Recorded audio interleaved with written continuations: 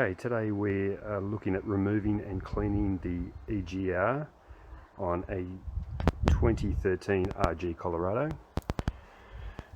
So you can see in here, this is the pipe that comes from the EGR valve that goes into the induction inlet, air inlet chamber here, coming from the intercooler.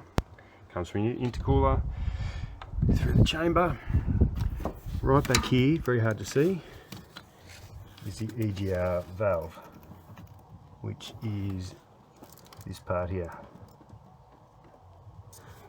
So I need to try and get that out. It's a bit tricky. Got to get these out of the way. Need to unplug this sensor here. That's the connection to the EGR solenoid. So we need to unplug that. There's a couple of Torx screws to remove. Won't be able to see those, but they're right down in there. And we'll take that out and clean it. First we've got to remove this. And I've actually just cleaned that last week, so hopefully there's not much soot left in there. And we'll go from there.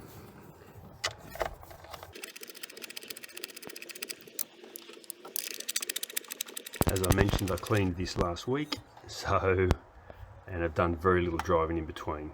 So you can see there's not a whole lot of build-up of carbon on this. It's pretty clear all the way through. Now the gasket that goes on here, I've actually made this gasket. You can see, if I move over here, the hole in the actual EGR is a lot bigger than my gasket hole.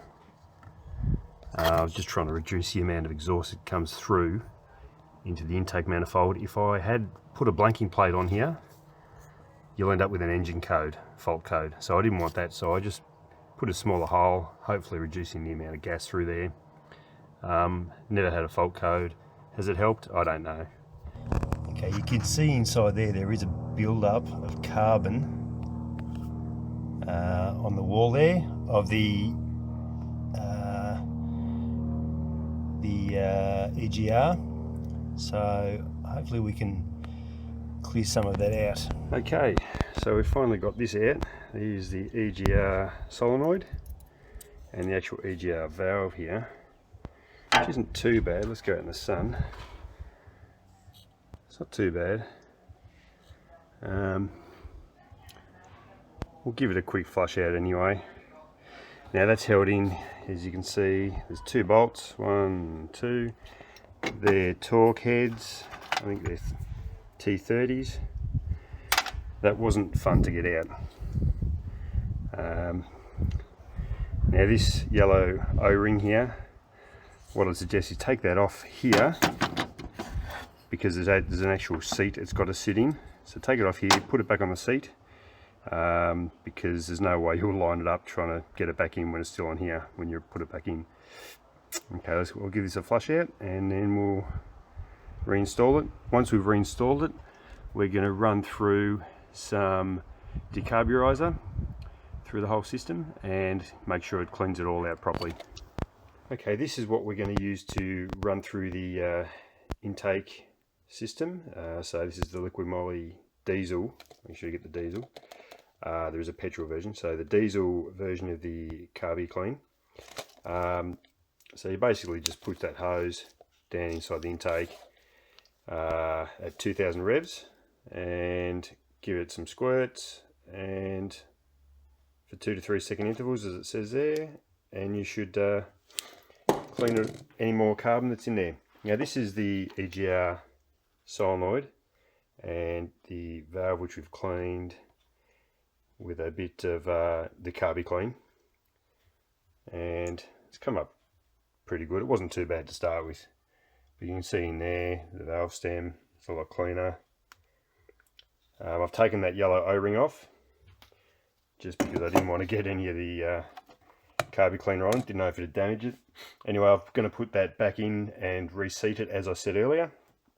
So we're going to now go put this back in, reconnect it all up, take off the hose from the intercooler and run this through the system, and hopefully clean out any excess carbon build-up. Now bear in mind, after you run this through, you should really take the car for a good run, just to get the temperatures up and get any excess carbon out. You may blow some smoke for a little bit, but that's fine, it's just burning through the carbon. Right, let's get this back in the car. Okay, so we've got the EGR valve back in, we've got the connection port back in. We're just about to take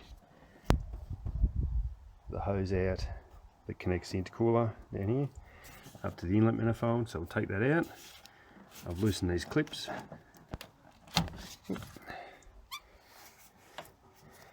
Okay, or I'll just turn it around like that, that'll do. There's the inlet manifold, looks pretty clean. It's very hard to see, but there is a little bit of sludge just at the back, not a lot.